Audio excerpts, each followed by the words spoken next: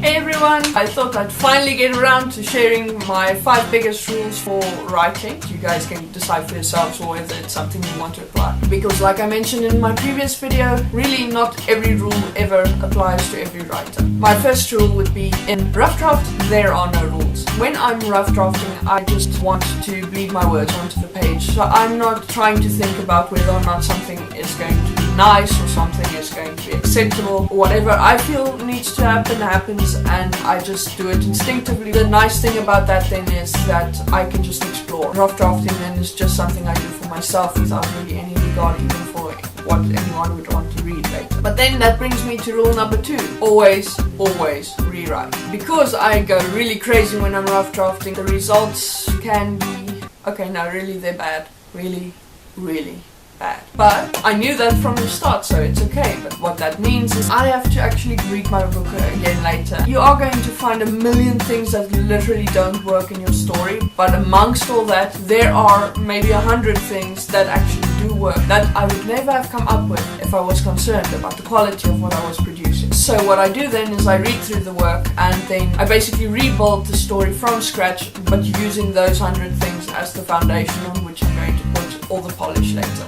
And the result of that is that actually my writing is a lot better than if I just edit my first draft. Rule number 3, wait for it. No, literally, that's the rule. Wait for it. I don't write consistently. I write in furious intensive sessions and then I wait for a month, and then I rewrite with another intensive session and I wait for a month, and then I revise and wait and edit and wait and so forth and so on. I'm trying to get distance from my writing in order to be able to actually see what needs to be improved and what does work from a reader's point of view. Because by the time I am editing with my reader's experience in mind. And so it's better to have that distance and to approach the book as if it's not something I had written, which would be impossible if I just start editing the moment I finish writing the project. Rule number 4, edit and edit again. I want the reader to experience at least some portion of the feelings and emotions that I had gone through while I was writing the story. But for that to happen, I need to make sure that there are no weaknesses and there are as few flaws as I can possibly allow. In the interest of achieving this, I go over my manuscript until I can't find anything else that needs to go.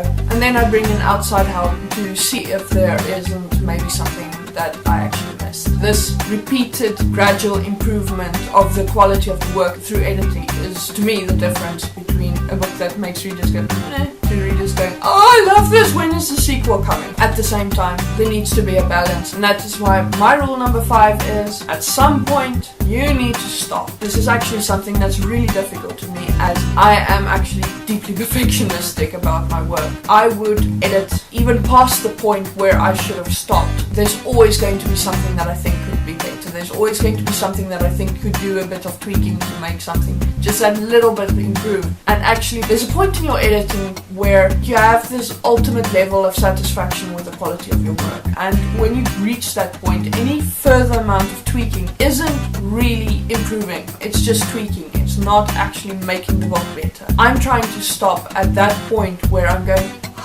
okay, this is now as perfect as I'm going to get it. And that's where I stop, because past that point I'm running the risk of actually damaging my work through over-editing and taking out the soul of what I had written instead of actually making it a better reading experience. In this, I actually have to say I do miss having a publisher, because there was always an editor or someone prying the manuscript from my grabby hands saying, listen, it's fine, leave it. Now I have to do it for myself, and that can be tricky, but I am learning and I am getting better. That's it for today. What is your biggest writing rule? Let me know in the comments, and hit like and subscribe to my channel. You're also more than welcome to ask me questions about writing. If you would like to find me or my books, I will also provide some details in the description. Thanks for watching and see you next time.